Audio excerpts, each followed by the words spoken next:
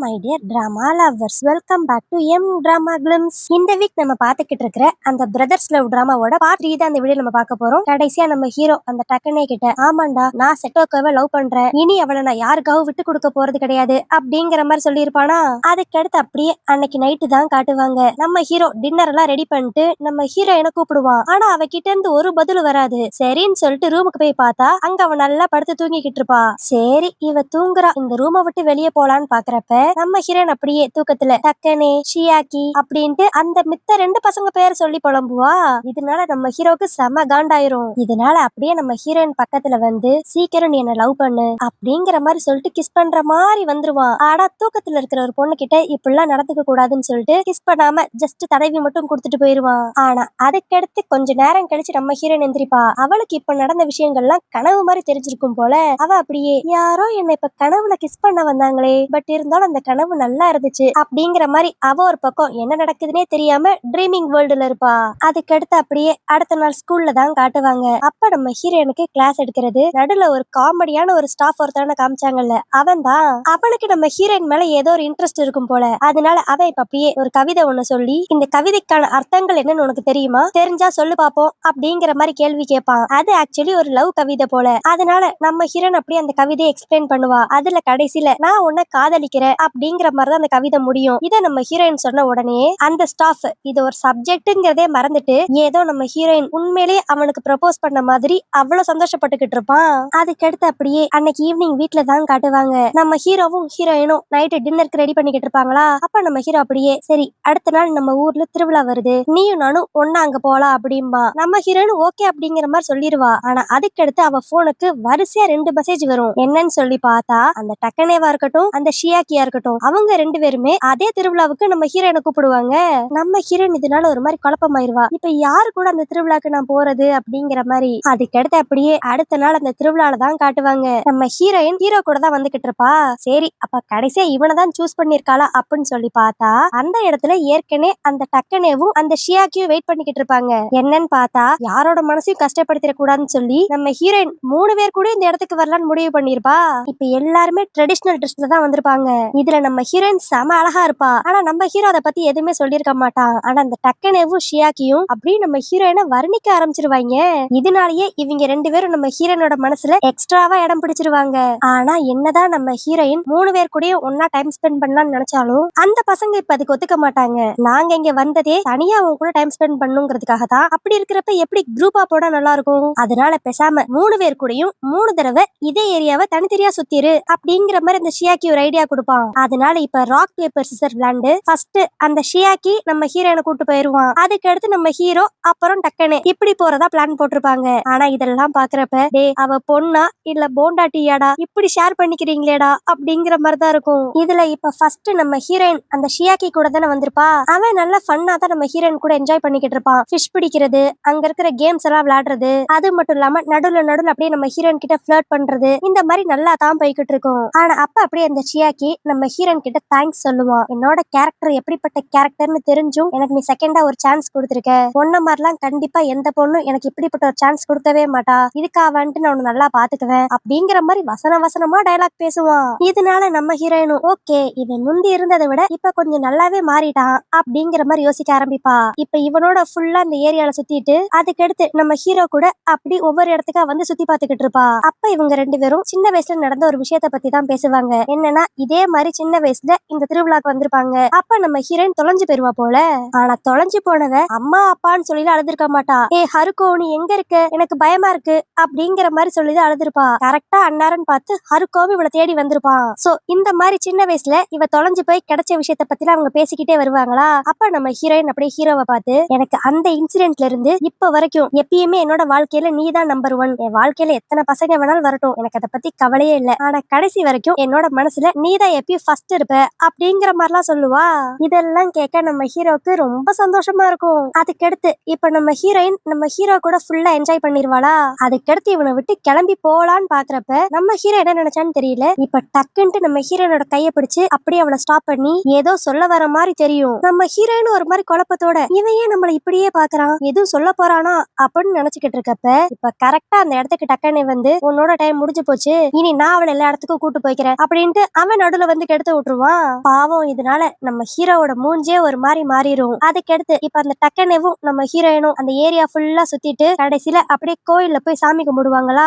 அப்ப நம்ம ஹீரோயின் அப்படியே வெளிப்படையா எனக்கு சீக்கிரமாவே ஒரு நல்ல பாய் ஃப்ரெண்ட் கிடைக்கணும், அது மட்டும் இல்லாம எங்க அண்ணன் இப்ப என் மேல காட்டுற லவ் கொஞ்சம் கூட குறையாம கடைசி வரைக்கும் என் கூடயே இருக்கணும் அப்படிங்கிற மாதிரிலாம் வேண்டிக்குவா. ஆனா இவ வேண்டி முடிச்சுட்டு அப்படியே கண்ணை திறக்கிறப்ப டக்குன்ட்டு அந்த டக்கனே நம்ம ஹீரோயினை கிஸ் பண்ணிடுவான். ஆனா என்னதான் இருந்தாலும் நம்ம ஹீரோயினோட ஃபர்ஸ்ட் லவ் இந்த டக்கனே தானே, அதனால அவளுக்கு இந்த கிஸ் செம ஸ்பெஷலா ஃபீல் ஆகும். ஏன் கிட்டத்தட்ட சொல்ல போனா இவன் தான் நம்மளோட பாய் ஃப்ரெண்டா இருக்கணும் அப்படிங்கிற மாதிரி பிக்ஸ் பண்ற நிலைமைக்கு போயிருவா. ஆனா அப்ப இத பத்தியே நினைச்சுக்கிட்டு நம்ம ஹீரோயின் அப்படியே படியில நடந்து வரப்ப தெரியாதனமா ஸ்லிப் ஆயிருவா.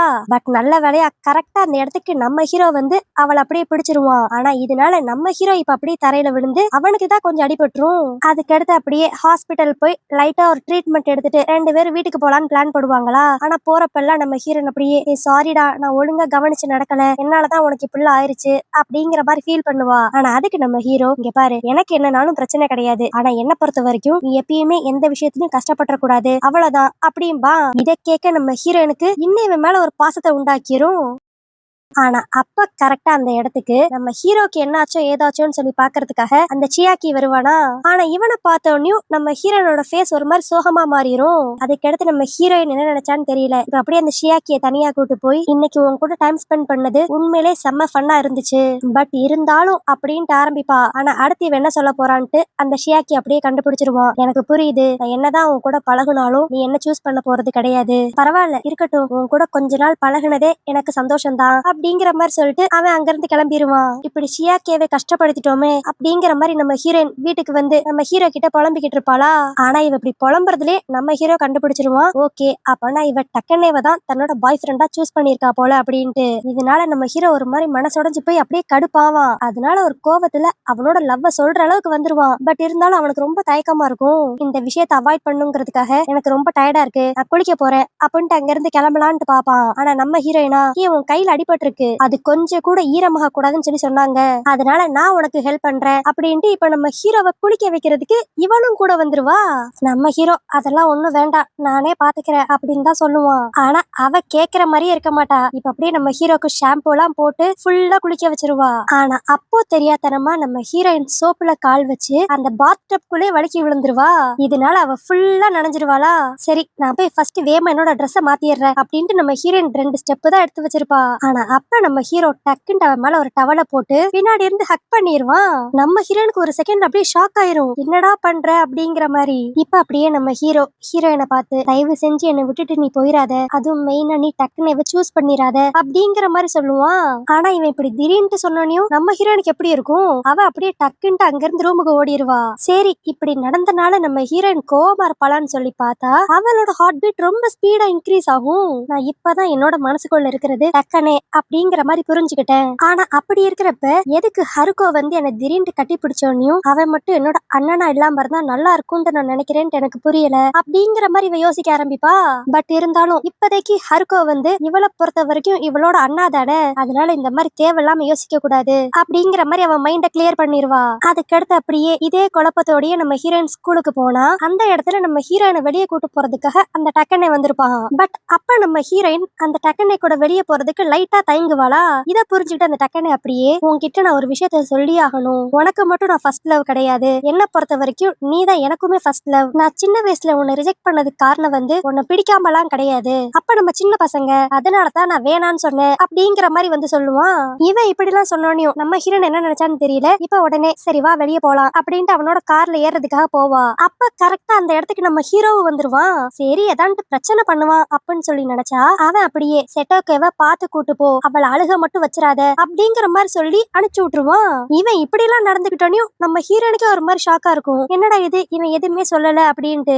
அதுக்கடுத்து நம்ம ஹீரோயினும் டக்கனேவும் அப்படியே ஒன்னா வெளியெல்லாம் சுத்த ஆரம்பிப்பாங்களா. இப்ப நம்ம ஹீரோனோட மனசுக்குள்ள ஃபுல்லா அந்த டக்கனே மட்டும் தான் இருக்கான். அவ இப்ப அப்படியே அவன் மனசுக்குள்ள என்னோட ஃபர்ஸ்ட் லவ்வே இப்ப எனக்கு லவ்வரா கிடைச்சிட்டான், இதை விட எனக்கு வேற என்ன சந்தோஷம் இருக்க முடியும் அப்படிங்கிற மாதிரி அவ ரொம்ப ஹாப்பியா இருப்பா. ஆனா இதுவே இன்னொரு பக்கம் நம்ம ஹீரோவை தான் காட்டுவாங்க. அவன் அப்படியே ஒரு மாதிரி சோகமா சின்ன வயசுல நடந்ததெல்லாம் யோசித்து பாத்துக்கிட்டு இருப்பானா. அப்ப சின்ன வயசுல நம்ம ஹீரோயின் விவரம் தெரியாம, டே ஹருகோ, நீ இந்த அளவுக்கு என்ன நல்லா பாத்துக்கிறேல, அப்போ நான் பெரிய பொண்ணு ஆனக்கு எடுத்து நீயே என்ன கல்யாணம் பண்ணிக்கோ அப்படிங்கிற மாதிரி விளையாட்டுத்தனமா கேட்டிருப்பா. ஆனா அதுக்கு நம்ம ஹீரோவும், நான் எப்படி உன்னை கல்யாணம் பண்ணிக்க முடியும், நீயும் நானும் கூட பிறந்தவங்க அப்படிங்கிற மாதிரி அவளுக்கு எடுத்து சொல்ல ட்ரை பண்ணிருப்பான். ஆனா சின்ன வயசுல நம்ம ஹீரோயின் அதுக்கு ஒத்துக்கிட்டு இருக்கவே மாட்டா. நான் கடைசி வரைக்கும் உன் கூட தான் இருப்பேன் அப்படிங்கிற மாதிரிலாம் அழுதுருப்பா. அதெல்லாம் இப்ப நம்ம ஹீரோ அப்படியே நினைச்சு பாத்துக்கிட்டு இருப்பான். ஆனா அப்ப கரெக்டா நம்ம ஹீரோயின் வீட்டுக்கு வருவாளா. வந்தவ செம ஹாப்பியா, டே நான் இன்னைக்கு டக்குனே கூட எங்கெங்கெல்லாம் போனேன்னு தெரியுமா அப்படிங்கிற மாதிரி தான் வாய திறப்பா. ஆனா நம்ம ஹீரோ அதுக்குள்ள, எனக்கு லைட்டா தலைவலிக்கிற மாதிரி இருக்கு, நான் கொஞ்சம் வாக்கிங் போயிட்டு வந்துடுறேன், நான் உங்ககிட்ட அப்புறம் பேசுறேன் அப்படின்ட்டு அங்க இருந்து கிளம்பிடுவான். ஆக்சுவலி நம்ம ஹீரோ மனசுக்குள்ள இருக்கிற வருத்தம் நல்லாவே புரியுது. ஆனா இந்த மாதிரி ஹருக்கோ தன்னை அவாய்ட் பண்றான் அப்படிங்கிற விஷயம் நம்ம ஹீரோனுக்கும் தெரிஞ்சிரும். சோ அதனால வீட்லயும் ரெண்டு பேரும் ஒழுங்கா மீட் பண்ணி பேசிக்க மாட்டாங்க. சரி ஸ்கூல்லயா அவங்க கிட்ட பேசலாம்னு சொல்லி பார்த்தா, அப்ப நம்ம ஹீரோனோட ஃப்ரெண்டும் ஹருக்கோவும் ஒன்னா உட்காந்து பேசிக்கிட்டு இருப்பாங்க. இத பார்த்துட்டு நம்ம ஹீரோனுக்கு லைட்டா பொசசிவ் ஆகும். அது மட்டும் இல்லாம அந்த ஃப்ரெண்டு தான் ஏற்கனவே உங்க அண்ணன் ரொம்ப ஹேண்ட்ஸமா இருக்கான், எனக்கு அவனை பிடிச்சிருக்கு அப்படிங்கிற மாதிரிலாம் வேற சொல்லியிருப்பாள்ல.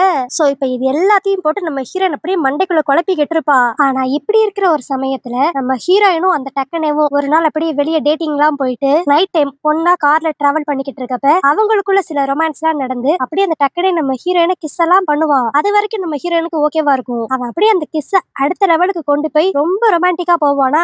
ஆனா அப்ப நம்ம ஹீரோயின் அப்படியே அவனை ஸ்டாப் பண்ணி, இல்ல இந்த மாதிரி விஷயத்துக்குலாம் நான் இன்னும் ரெடி ஆகல அப்படிங்கிற மாதிரி சொல்லுவா. அதுக்கு அந்த டக்குனேவும், நான் உனக்கு எவ்வளவு டைம் வேணாலும் கொடுக்குறேன், நீ எல்லாத்தையும் தாராளமா எடுத்துக்கலாம், அது எனக்கு இப்ப பிரச்சனையே கிடையாது. ஆனா நீ என்ன லவ் பண்றேன்னா ஃபுல்லா என்ன லவ் பண்ணணும், உன் மனசுக்குள்ள வேற யாரையும் வச்சுக்கிட்டு என்ன நீ லவ் பண்ண கூடாது. நம்ம காதலுக்கு என்னைக்குமே ஹருக்கோ குறுக்க வந்துடவே கூடாது. நம்ம ரிலேஷன்ஷிப்ல நீ என்னதான் அதிகமா நினைக்கணும், லவ் பண்ணணும், ஆனா நீ ஹருக்காவை ரொம்ப நினைக்கிற மாதிரி எனக்கு தெரியுது அப்படிங்கிற மாதிரி சொல்லிடுவான். அதுக்கு நம்ம ஹீரோயினும், ஏ நீ என்ன பேசுற, அவன் என்னோட அண்ணன், அவனை போய் நான் எப்படி லவ் பண்ணுவேன், சரி அவன் உன்னோட அண்ணனா இல்லாம இருந்தா அது எப்படி இல்லாம இருக்க முடியும், சப்போஸ் அவன் மட்டும் உன்னோட அண்ணனா இல்லாம இருந்தா நீ என்ன பண்ணுவ அப்படிங்கிற மாதிரி ரொம்ப ஃபோர்ஸா கேட்பான். இவன் இப்படி எல்லாம் கேட்டோன்னையும் நம்ம ஹீரோன் ஒரு மாதிரி குழம்பி போய், நீ இப்ப என்ன சொல்ல வர அப்படிங்கிற மாதிரி கேட்பா. அதுக்கடுத்து என்ன, அந்த டக்குனே எல்லா உண்மையும் நம்ம ஹீரோயின் கிட்ட சொல்லிடுவான். இந்த மாதிரி நீ சின்ன பொண்ணா இருக்கிறப்ப உன்னை அடாப்ட் பண்ணாங்க, நீயும் ஹருக்காவும் கூட பிறந்தவங்களே கிடையாது அப்படின்ட்டு எல்லா உண்மையும் நம்ம ஹீரோயின் கிட்ட சொல்லிடுவான். இப்போ இதெல்லாம் தெரிஞ்ச உடனே நம்ம ஹீரோயின் வேகமா வீட்டுக்கு வந்து ஹருக்காவை பார்த்து, நான் கேள்விப்பட்டதுல உண்மையா, நீயும் நானும் கூட பிறந்தவங்க இல்லையா அப்படிங்கிற மாதிரி கேட்பா. நம்ம ஹீரோ ஃபர்ஸ்ட் அப்படிலாம் இல்ல அப்படின்ட்டு தான் போய் சொல்ல பாப்பான். ஆனா நம்ம ஹீரோயின் கத்தி விட்டுருவா, தயவு செஞ்சு எதையும் மறைச்சு பேச ட்ரை பண்ணாத, டக்குன்னு எல்லா உண்மையும் என்கிட்ட சொல்லிட்டான் அப்படின்றவா.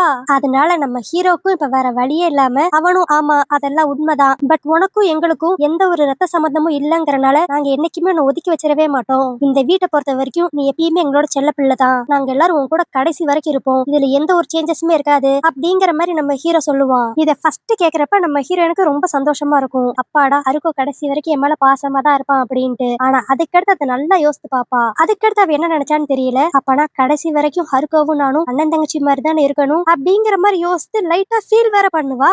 இப்ப நம்ம ஹீரோனுக்கு ஹருக்கோவை எந்த மாதிரி பார்க்கணும் அப்படிங்கறதே ஒரு மாதிரி கன்ஃபியூஸ் ஆயிரும்.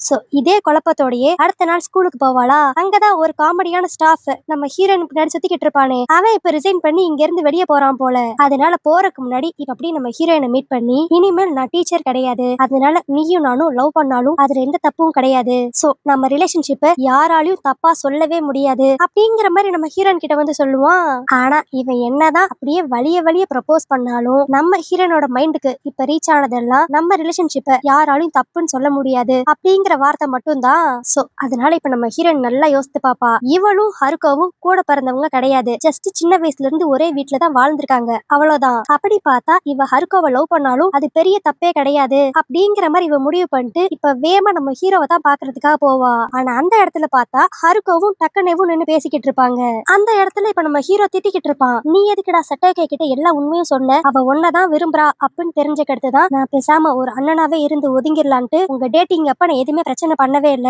ஆனா இப்ப நீயே அவகிட்ட எல்லா உண்மையும் சொல்லிட்ட, இனிமேல் நான் சும்மா இருக்க போறது கிடையாது, என் மனசுல இப்பயுமே சட்டோகே இருக்கா, இந்த விஷயத்த நான் அவகிட்ட சொல்லதான் போறேன் அப்படிங்கிற மாதிரி நம்ம ஹீரோ சொல்லுவான். ஆனா இது எல்லாத்தையும் ஓரமா நின்னு நம்ம ஹீரோயினும் கேட்டுருவா. இவ இதெல்லாம் கேட்டுக்கிட்டு இருக்கா அப்படிங்கிற விஷயம் அந்த டக்குனேக்கும் தெரியும். அவன் அப்படியே, இவன் சொன்னதெல்லாம் உனக்கு நல்லா கேட்டுச்சா, இனி நீதான் ஓ மனசுல இருக்கிறத சொல்லணும் அப்படின்ட்டு நம்ம ஹீரோயினை பார்த்து சொல்லுவான். இப்போ இவ்வளவு நேரம் இவங்க பேசினத நம்ம ஹீரோயின் கேட்டுட்டான்னு தெரிஞ்ச உடனே அந்த ஹருக்கோக்கு ஒரு மாதிரி மூஞ்சே மாறிடும். ஐயோ அவ எதுவும் நம்மள தப்பா எடுத்துக்குவாளா அப்படிங்கிற மாதிரி அவன் யோசித்துக்கிட்டு இருப்பான். அப்ப நம்ம ஹீரோயின் அப்படியே கொஞ்சம் கொஞ்சமா நடந்து வந்து ஃபர்ஸ்ட் டக்குனே கிட்ட தான் சாரி கேட்பா. ஏன்னா அவனை லவ் பண்றேங்கிற மாதிரிலாம் வந்து டேட்டிங்லாம் போயிருப்பா. பட் இருந்தாலும் அவன் மனசுக்குள்ள ஹருக்கோ தானே இருக்கான். அதனால இவனை ரிஜெக்ட் பண்றோம் அப்படிங்கிற எண்ணத்துல சாரி கேட்க வருவா. ஆனா அதுக்கு அந்த டக்குனே, இங்க பாரு, நீ இதுக்காகலாம் ஃபீல் பண்ணலாம் சாரி எல்லாம் கேட்க வேண்டாம். எனக்கு நான் லவ் பண்ற பொண்ணு என்ன மட்டும் 100% நினைக்கிற பொண்ணா இருக்கணும். ஆனா ஓ மனசுல நான் ஒரு ஓரத்துல மட்டும் தான் இருக்கிறேனே தவிர்த்து ஃபுல்லா இல்ல. சோ இந்த காரணத்தினால நான் தான் உன்னை ரிஜெக்ட் பண்ண போறேன். சோ என்ன பத்தி நீ எதுவும் பெருசா யோசித்து ஃபீல் பண்ணிக்க வேண்டாம் அப்படிங்கிற மாதிரி நம்ம ஹீரோயின் கிட்ட சொல்லிட்டு இப்ப அப்படியே ஹருக்கோ பக்கமா திரும்பி, எப்பயும் நீ இந்த டயலாக் சொல்லுவ, இன்னைக்கு நான் சொல்றேன், செட்டாக்க மட்டும் அழுக வச்ச, அதுக்கடுத்து நான் உன்னை சும்மாவே விட மாட்டேன் அப்படிங்கிற மாதிரி சொல்லிட்டு அவன் கிளம்பிடுவான். ஆனா நம்ம ஹீரோக்கு ஒண்ணுமே புரியாது, இங்க என்னதான்டா நடக்குது அப்படின்ட்டு. பட் இருந்தாலும் அவன் நம்ம ஹீரோயின் கிட்ட இப்ப ப்ரப்போஸ் பண்ணுங்கிற முடிவுல ஸ்ட்ராங்கா இருக்கான். அதனால டக்குன்ட்டு நம்ம ஹீரோயினை பார்த்து, எனக்கு உன்னை ரொம்ப பிடிச்சிருக்கு, உனக்கும் என்ன கண்டிப்பா பிடிக்கும், அது வரைக்கும் நான் வெயிட் பண்றேன் அப்படிங்கிற மாதிரி சொல்லுவான். ஆனா அதுக்கு நம்ம ஹீரோயின் ஒரு மாதிரி சிரிச்சுக்கிட்டே, டேய் நீ ஏன்டா இவ்வளவு முட்டாளா இருக்க, இவ்வளவு நேரம் நானும் டக்குனவும் பேசினது என்னன்னு உனக்கு புரியவே இல்லையா?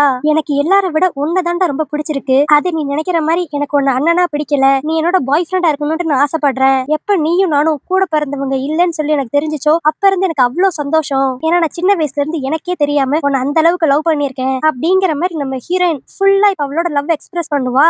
அப்புறம் என்ன, இப்ப ரெண்டு பேருமே அவங்க மனசுக்குள்ள இருக்கிறத ஃபுல்லா ஓப்பனா சொல்லிட்டாங்க. சோ அதே இடத்துல ரெண்டு பேரும் கிஸ் பண்ணி ஒன்னா சேர்ந்துருவாங்க. சரி, இவங்க லவ் இவங்க புரிஞ்சுக்கிட்டாங்க. ஆனா இவங்க வீட்டுல அதை புரிஞ்சுக்கணுமே. அதனால இப்ப இந்த விஷயத்த போய் அப்படியே அவங்க அப்பா அம்மா கிட்ட சொன்னா அவங்களும் இதை கேட்டு சந்தோஷம் தான் படுவாங்க. ஏன்னா இவங்க ரெண்டு பேரும் தான் கூட பிறந்தவங்களே கிடையாதே. அப்படி இருக்கிறப்ப சின்ன வயசுல இருந்து ஒண்ணு மண்ணா வளர்ந்தவங்க கடைசி வரைக்கும் ஒன்னாவே இருந்தா சந்தோஷம் தான் அப்படிங்கிற மாதிரி அவங்களும் இவங்களோட லவ்வுக்கு ஓகே சொல்லிடுவாங்க. சோ அதுக்கடுத்து என்ன, இவங்க லவ்வுக்கு எந்த தடங்களும் இருக்காது. அன்னையில இருந்து இவங்க ரெண்டு பேரும் ஹாப்பியா லவ் பண்ணிட்டு சுத்துவாங்க. இந்த மாதிரி ஒரு ஹாப்பி எண்டிங்கோட இந்த டிராமாவை இங்க முடிச்சிருப்பாங்க. சோ ஓகே கைஸ், இந்த கதை உங்களுக்கு பிடிச்சிருந்துச்சுன்னா லைக் பண்ணிருங்க, ஹைப் பண்ணிருங்க. அப்படியே இந்த கதையை பத்தி நீங்க என்ன நினைக்கிறீங்கிறதும் கீழே கமெண்ட்ல மென்ஷன் பண்ணிருங்க. இதே மாதிரி வேற ஒரு கதையோட வேற ஒரு வீடியோல வந்து உங்களை சந்திக்கிறேன். அது வரைக்கும் பபாய்.